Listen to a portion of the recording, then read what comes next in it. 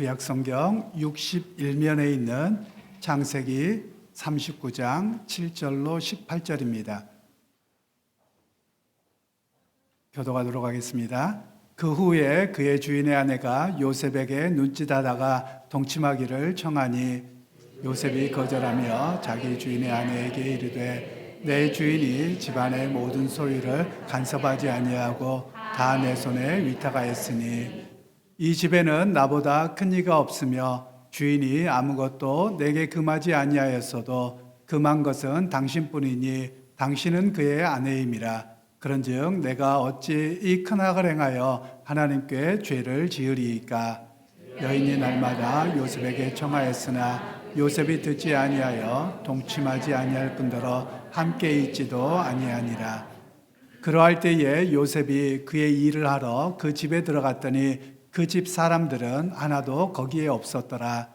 그 여인이 그의 옷을 잡고 이르되 나와 동침하자. 그러나 요셉이 자기 옷을 그 여인의 손에 버려두고 밖으로 나가매 그 여인이 요셉이 그의 옷을 자기 손에 버려두고 도망하여 나감을 보고 그 여인의 집사람들을 불러서 그들에게 이르되 보라, 주인이 히브리 사람을 우리에게 데려다가 우리를 희롱하게 하는도다. 그가 나와 동침하고자 내게로 들어오므로 내가 크게 소리 질렀더니 그가 나의 소리 질러 부름을 듣고 그의 옷을 내게 버려두고 도망하여 나갔느니라 하고 그의 옷을 곁에 두고 자기 주인이 집으로 돌아오기를 기다려 이 말로 그에게 말하여 이르되 당신이 우리에게 데려온 히브리 종이 나를 희롱하려고 내게로 들어왔으므로 내가 소리 질러 불렀더니 그가 그의 옷을 내게 버려두고 밖으로 도망하여 나갔나이다. 아멘. 11월이 되어서 이제 가을의 정취가 깊숙이 들어와 있습니다. 가을의 풍성함과 또 우리 주변에 알록달록 물들어가는 모습들이 참으로 아름답기도 합니다. 과거에 비해서 이제 우리가 꼭 산에 올라가지 않더라도 길을 가다가도 단풍을 볼 수 있는 그런 사회와 우리의 모습들이 되었습니다. 우리나라가 그만큼 경제가 발달했고 또 조경산업이 발달해서 어디서든지 아름다움을 느낄 수 있는 그런 나라가 되었습니다. 사람은 삶을 어떻게 바라보느냐에 따라서 인생의 매번이 달라집니다. 비록 삶에 무게가 있고 고통이 있는데 그것만 묵상하면 고통스럽고 힘들고요. 그러나 내게 주어진 삶 속에서 아름답고 은혜 주셨던 것을 바라보며 오늘의 삶이 즐겁고 감사한 고백 속에서 살아갈 수 있습니다. 여러분, 우리 모두가 삶을 고통과 아픔이 아니라 하나님의 은혜와 감사로 바라볼 수 있는 그런 우리 모두가 되시기를 주님의 이름으로 축원합니다. 우리 주변 분들에게 이렇게 축복하시면 좋겠습니다. 감사하는 당신은 행복합니다. 이렇게 축복하시면 좋겠습니다. 감사하는 당신은 행복합니다. 감사하는 당신은 행복합니다. 그렇습니다. 여러분, 감사하는 입술 속에 매번 행복을 누릴 수 있는 그런 우리 모두가 되시기를 주님의 이름으로 축복합니다. 이제 우리 주일학교 학생들에게 먼저 말씀을 전하도록 하겠습니다. 지난 주일에는 요셉이 꿈을 꾼 것으로 인해서 형들에게 시기와 질투의 대상이 되었고 또 죽음을 위협당하기도 했고 결국은 그러다가 애굽으로 노예로 팔려가게 되었다라는 이야기를 들려드렸어요. 오늘은 이제 애굽으로 팔려가서 그가 어떻게 삶을 살아가고 있었는가 이런 이야기를 좀 들어보려고 합니다. 요셉은 이스마엘 상인들에 의해서 애굽으로 노예로 팔려가게 되었는데 여러분, 우리가 노예를 보지 않았어요. 그래서 노예가 어떤 삶인지 잘 알지 못합니다. 아마 우리 친구들도 학교에서 노예 듣긴 들었는데 그 노예가 어떤 일을 하는지 참 이해하기가 어려울 거예요. 여러분, 한번 이렇게 생각해 보면 좋습니다. 형들이 요셉을 상인들에게 팔았어요. 노예로 팔았어요. 그러면 이 세겜이라고 하는 곳에서 애굽까지 가는데 3, 4일을 가야 돼요. 근데 3, 4일을 가는데 여러분, 자동차를 타고 애굽의 노예로 데리고 갔을까요? 아니면 낙타를 태워서 갔을까요? 아니면 묶어서 질질 끌고 갔을까요? 묶어서 질질 끌고 갔어요. 그러면 여러분, 묶어서 질질 끌고 가면 목마르다고 하면 물을 주고 좀 쉬었다 가자고 하면 쉬었다 가고 그랬을까요? 아니면 넘어지면 넘어지는 대로 그냥 무턱대고 끌고 갔을까요? 무턱대고 끌고 갔죠. 그래서 고통스럽고 아픔의 시간일 수밖에 없었던 삶이 또 시간이 요셉이었다라고 말할 수 있어요. 여러분, 그러면 지금부터 성경 시대는, 요 시대는 3,500년, 4,000년 전의 노예의 모습이고요. 이 모습이 최근 역사 가운데도 있었지요. 바로 15세기에서 20세기 초반까지만 하더라도, 19세기, 20세기 초반까지만 하더라도 우리나라에는 없었을지라도 다른 나라에는 노예들이 많이 있었어요. 그래서 제가 몇 개의 사진을 좀 준비해 봤는데요. 한번 띄워봐 주시겠어요? 이게 19세기에 지금부터 약 100년 전의 노예의 모습이었다고 합니다. 저렇게 사람들을, 특별히 흑인들을 저렇게 잡아갔었고요. 다음 장 넘겨보시면요. 저렇게 해서 사람 키가 얼마인지, 그리고 저 사람은 일을 잘만 하는지, 마치 뭐하고 똑같냐면요, 짐승을 데려다가 일시키려고 하는 것처럼 그렇게 사람을 사고팔고 했었던 시대가 저 때였었다고 이야기를 하고 있지요. 다음 장을 한번 넘겨주시면요, 갑자기 현대식 건물이 나오죠. 이 건물은 상파울로에 있는 중앙시장인데요. 이 원래 중앙시장이 노예를 사고 팔던 시장이에요. 그런데 이 노예를 팔고 살던 시장이 지금은 관광객들이 가는 아름다운 시장으로 바뀌어져 있는데요. 저렇게 수많은 과일들이 있고요.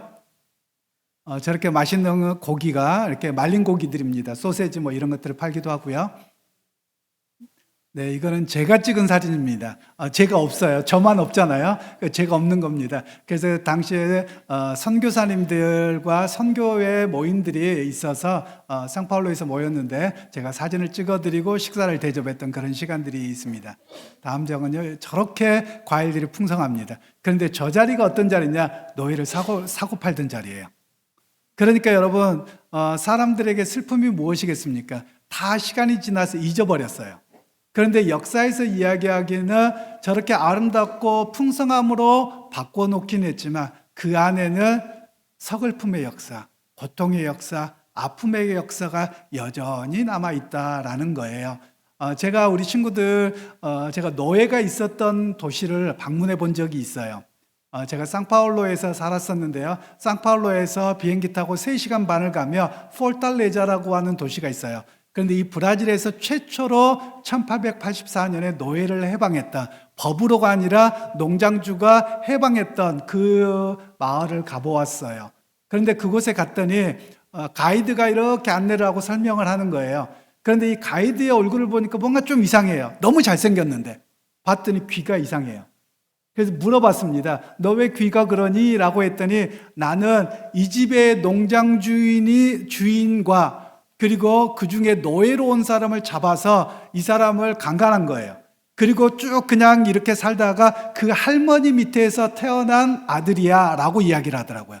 그러니까 그렇게 태어나다 보니 장애가 있고 제대로 못 배워서 이렇게 살아가고 있어 라고 이야기를 하는 거예요. 그리고 나서 이 친구가 저희를 이쪽 저쪽 안내를 하는데 지하를 가봤어요. 햇살이 살짝 드는 곳인데요. 거기에 제가 분명히 사진을 찍어 놓은 게 있을 텐데 아무리 찾아도 못 찾겠더라고요. 그래서 못 보여드리겠는데 벽에 이렇게 쇠가 하나 나와 있는 거예요. 이게 뭐니? 라고 물어보았더니 노예를 사다가 잡아오면 일주일 동안 목을 이렇게 묶어놨다는 거예요. 그런데 이 목을 묶어놨는데 발이 땅에 닿으면 좋은데 발에 땅이 닿을까 말까, 발끝이 닿을까 말까 이렇게 일주일 동안 먹지도 않고 묶어놨다는 거예요. 그러면 왜? 라고 물어봤더니 처음에 노예를 사가지고 오면 말을 안 듣는다는 거예요. 그런데 일주일 동안 굶겨놓고 이 쇠에다 이렇게 묶어서 대롱대롱 묶어놓으면 말 안 해도 알아서 말을 잘 듣는다는 거예요. 그런 이야기를 듣는데 화가 부쩍 나더라고요. 그런데 그곳에서 노예를 해방했고 이 주인 얼마나 좋냐라고 하는 거예요. 좋기는 뭐가 좋아요. 아주 막 화가 나던데요. 그런데 거기가 사탕수수 농장이었어요. 그러면 제가 무슨 생각이 들었냐면 우리 친구들 뭐 빵을 먹거나 사탕을 먹거나 비스켓을 먹거나 모든 것에 설탕이 들어가잖아요. 달콤함에는 뭐가 있다? 아픈 역사가 있더라고요. 고통의 역사가 있고요. 슬픔의 역사가 있었어요.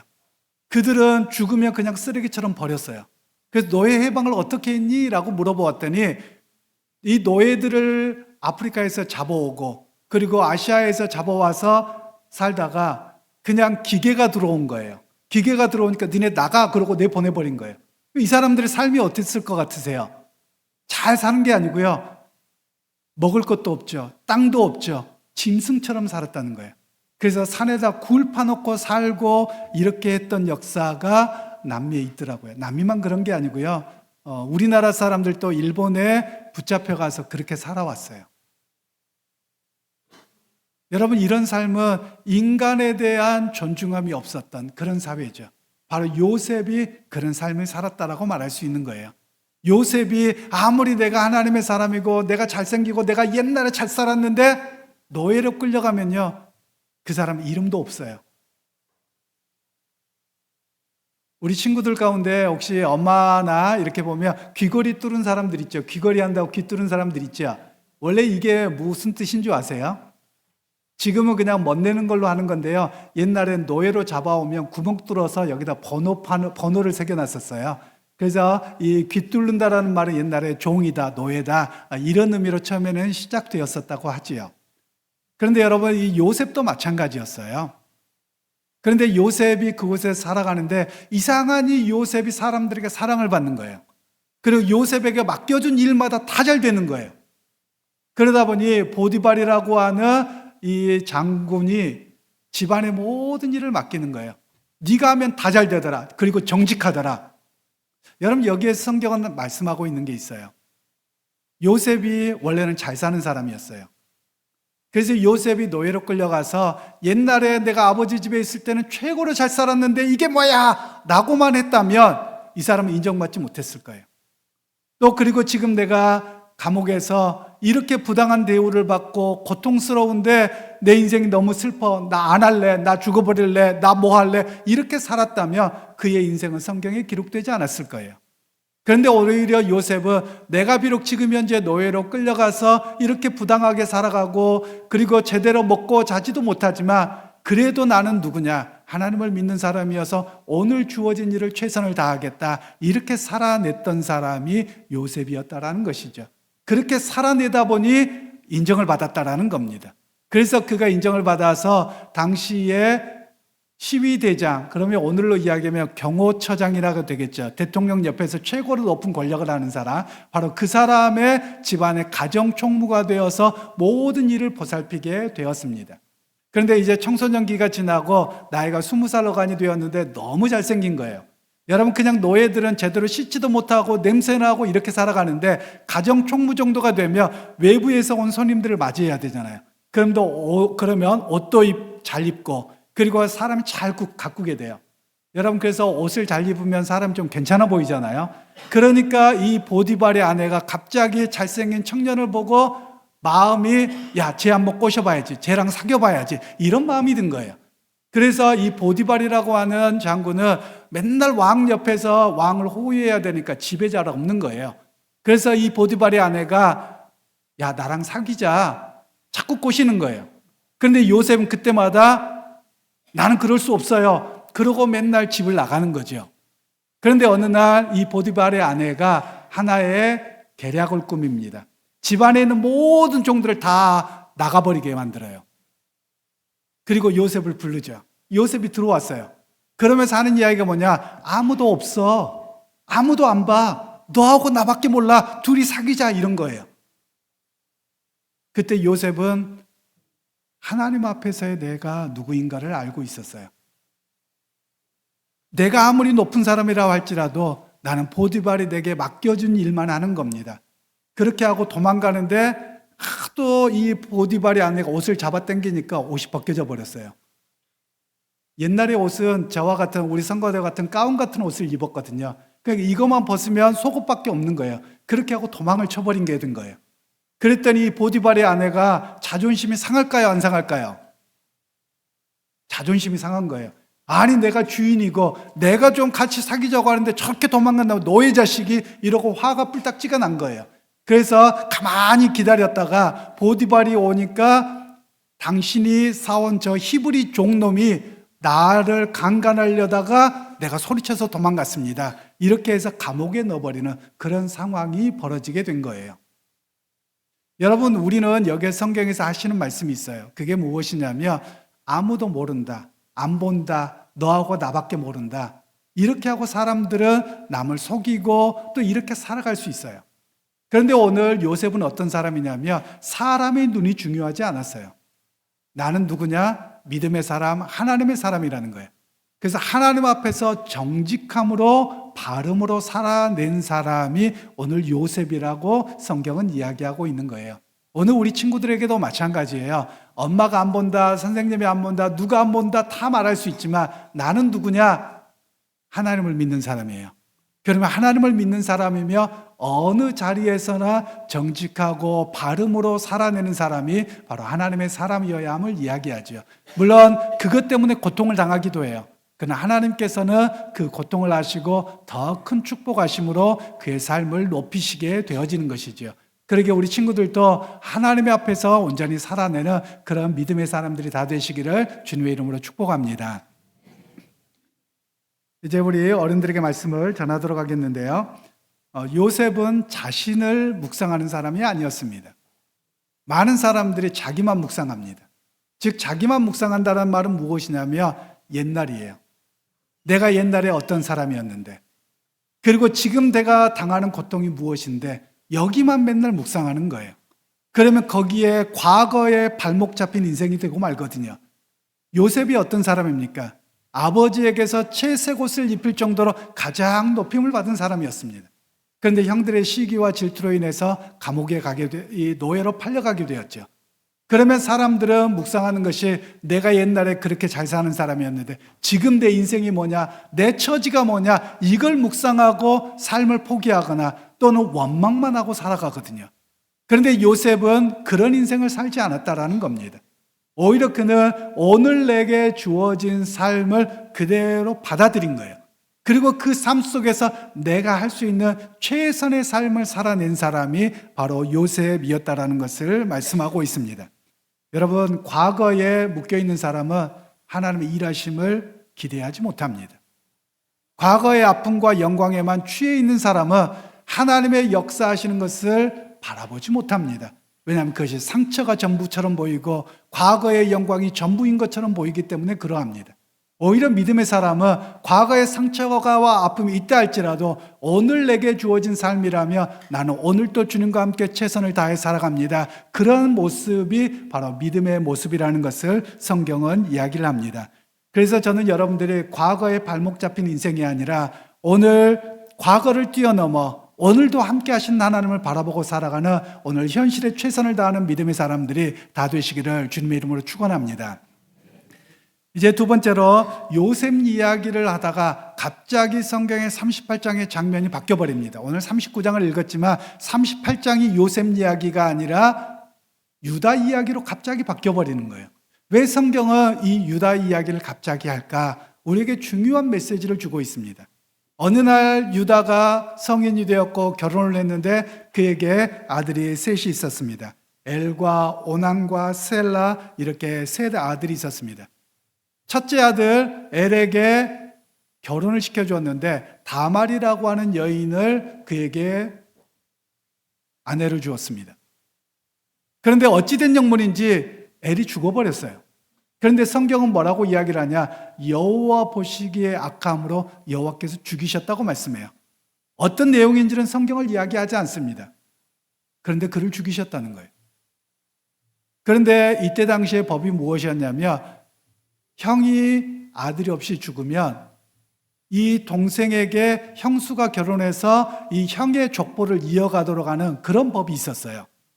그래서 그 둘째 아들인 오난에게 이 다말을 아내로 주었는데 이 사람도 악하게 행하는 거예요. 그래서 형에게 자식을 잊지 않도록 하겠다, 이렇게 함으로 여호와 보시기 악해서 여호와께서 그도 죽이셨어요. 그런데 셀라가 좀 어렸거든요. 다말은 기다리고 있는데 유다가 무서워서 야, 다말과 결혼하면 다 죽는구나, 이런 두려움 때문에 그 일을 거부한 사건이 38장에 나옵니다. 그래서 그에게 뭐라고 이야기하냐면 너 친척집으로 가, 너 수절하고 기다리고 있어, 이렇게 보낸 거예요. 그런데 셀라가 다 장성했음에도 불구하고 집안의 대를 이을 생각이 없는 거예요. 그런데 마침 도담이라고 하는 곳에, 딥나라고 하는 곳에 유다가 양털을 깎으러 갔습니다. 그런데 그곳이 바로 이 다말의 친척집입니다. 그래서 그것을 보러 갔는데 유다가 너 나랑 자자, 이렇게 하게 된 거예요. 자기 며느리인지 모른 거예요. 그렇게 해서 그 하룻밤을 자게 되었는데 유다에게 요구를 합니다. 돈을 주지 말고 보증금을 주세요. 도장과 끈과 지팡이를 주세요. 그렇게 가져갔습니다. 그리고 그 다음날 내가 너에게 돈으로 양을 줄게 라고 했는데 양과 염소를 가지고 갔는데 이 여인이 없는 거예요. 그래서 사람들에게 물어봤습니다. 여기 이 동네에 몸 파는 여인 있지 않아요? 그랬더니 우리 동네는 그런 사람 없습니다. 이렇게 이야기를 하는 거죠. 그래서 유다가 창피해서 얼른 돌아가 버렸습니다. 그런데 3개월쯤 지났는데 소문이 들려옵니다. 너네 며느리가 부정한 짓을 해서 임신했다더라. 배가 불러온다. 이런 이야기가 들려오는 겁니다. 그래서 이 유다가 그 친정집으로 가서 사돈댁 집으로 가서 다말 끄집어내 불살라 죽여. 이렇게 이야기를 한 거예요. 그때 다말이 이것의 주인으로 인해서 내가 임신했습니다. 그리고 보여주었더니 다 유다의 것입니다. 그래서 유다가 하는 말이 당신이 옳다라고 하는 이야기가 나옵니다. 그러면 성경에서 보기에는 굉장히 이렇게 부도덕한 일처럼 보입니다. 왜 이 이야기를 할까? 유다로 말미암아 다말에게서 베레스가 태어납니다. 그런데 베레스는 누구냐면 다윗의 할아버지예요. 다윗 가문이에요. 그 다윗의 가문을 통해서 예수 그리스도가 오시거든요.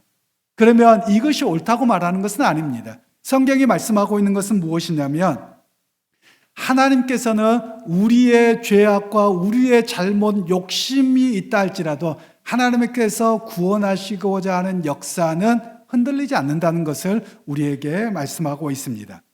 즉 유다에게 야곱을 통해서 하나님 주셨던 약속이 있거든요. 유다는 사자의 새끼다. 왕의 집안이 될 것이다. 이렇게 이야기됐거든요. 그런데 유다가 자식들이 죽는 이야기와 여러 가지를 통해서 자기 인간적인 계산을 통해서 하나님의 구원 역사가 이루어져야 되는데 그걸 안 하려고 했었던 거예요. 그럼에도 불구하고 그들은 죄를 지었는데 하나님께서는 당신의 구원의 역사를 어떻게든지 이끌어 가셨다라는 것을 성경은 말씀하고 있습니다. 즉 하나님의 구원의 역사는 실패하지 않는다는 것을 우리에게 말씀합니다. 여러분 이 말씀 우리에게 참 은혜가 되고 우리에게 이렇게 소망이 됩니다. 왜냐하면 내가 조금 잘못했다고 하나님의 구원의 역사가 실패하지 않는다라는 것을 말씀합니다. 오늘 내가 죄를 지었습니다. 좀 넘어졌습니다. 크게 문제가 됐습니다. 그러면 하나님께서 나를 죽이시고 없애느냐? 아니에요. 하나님이 나를 구원하시고자 하는 계획은 실패가 없으세요. 비록 넘어졌고 문제가 생겼다 할지라도 당신의 구원의 역사는 분명히 이루어 가신다는 사실을 우리에게 말씀하고 계시는 겁니다. 그러기에 여러분 혹시 여러분들이 내가 실패하고 또는 죄를 지었고 넘어졌다고 야 나는 큰일 났다. 여러분 나 때문에 구원 못 받는 게 아니고요. 하나님께서 구원의 계획을 세우셨으면 반드시 구원하십니다. 여러분 그 역사를 우리가 신뢰할 수 있는 그런 믿음의 사람들이 다 되기를 소원합니다. 이제 39장에는 다시금 화면이 바뀌어서 요셉이 이야기로 돌아옵니다. 우리 주일학교 학생들에게 말씀드린 것처럼 요셉에게 보디발의 아내가 계속 동침하자고 요구합니다. 그런데 요셉은 그것을 단호하게 거절합니다. 그런데 오늘 성경에서는 이야기를 하죠. 그게 무엇이냐면 집안에 아무도 없다, 아무도 모른다, 너하고 나고만 한다 이렇게 이야기를 하지만 요셉은 어떤 사람이었습니까? 하나님을 철저하게 신뢰하는 사람입니다. 그런데 오늘 성경에서는 요셉이 내가 하나님 때문에 안 돼요, 내가 믿음이 있어서 안 돼요 이런 이야기를 성경은 전혀 이야기하지 않습니다. 그러면 성경에서 말씀하는 게 뭐냐면 믿음은 삶이라는 거예요. 말이 아니라 성경에 그가 믿음 때문에 하나님 때문에 라고 말하고 있지 않지만 그는 삶 그 자체가 무엇이었느냐? 믿음이었다라는 것을 성경은 말씀합니다. 즉 내가 믿습니다. 하나님 때문에 안 돼요 라고 말하고 있지는 않지만 그 마음속에 하나님을 경외하는 마음이 있기에 정직함으로 살아내는 삶을 살아냈다라고 말씀합니다. 그것을 가리켜서 라틴어로 코람데오라고 말합니다. 즉 하나님 앞에서라는 말입니다. 즉 다른 사람이 보든지 안 보든지 그것이 중요한 것이 아니라 내가 믿음의 사람이기에 하나님 앞에서 정직하고 바름으로 살아냅니다 라는 고백이 바로 코람데오요 요셉이 살아온 믿음의 모습이었다는 것을 우리에게 말씀하고 있습니다. 그래서 믿음은 말이 아니라 삶입니다. 믿음은 말로 하는 것이 아니라 삶으로 그렇게 보여주는 것이 믿음이라고 오늘 성경은 말씀하고 있는 겁니다. 믿음의 형제자매 여러분, 입술의 고백은 중요합니다. 그러나 시작입니다. 그것이 끝이 아닙니다. 입술로 내가 예수 그리스도를 믿고 하나님을 믿는다고 고백하며 삶으로 그렇게 살아내는 것이 믿음의 완성이요 믿음의 능력이라는 것을 오늘 성경에서는 말씀하고 있습니다. 여러분, 부당한 요구 그리고 아무도 모른다, 그렇게 행할 수 있을 것입니다. 그런데 요셉은 나는 하나님 앞에서 사는 믿음의 사람이기에 그것을 거절하고, 비록 고난의 자리, 고통의 자리로 나락으로 떨어진다 할지라도 나는 하나님 앞에서의 삶을 살아갑니다, 이런 고백으로 살았던 사람이 요셉이었다라는 것을 우리에게 말씀합니다. 여러분, 오늘 우리의 삶의 자리도 마찬가지입니다. 여러분, 세상에 유혹이 참 많습니다. 아무도 안 본다는 거죠. 아무도 모른다는 것이죠. 그런데 우리는 무엇을 합니까? 하나님은 알고 계신다는 거예요. 그래서 우리의 인생의 삶의 순간순간이 어떤 삶이냐? 하나님 앞에서의 삶, 코람데오의 삶으로 살아내야만 한다는 것을 말씀하고 있습니다. 그러게 여러분, 이번 한 주간의 삶을 살아갈 때도 코람데오로 살아가시길 소원합니다.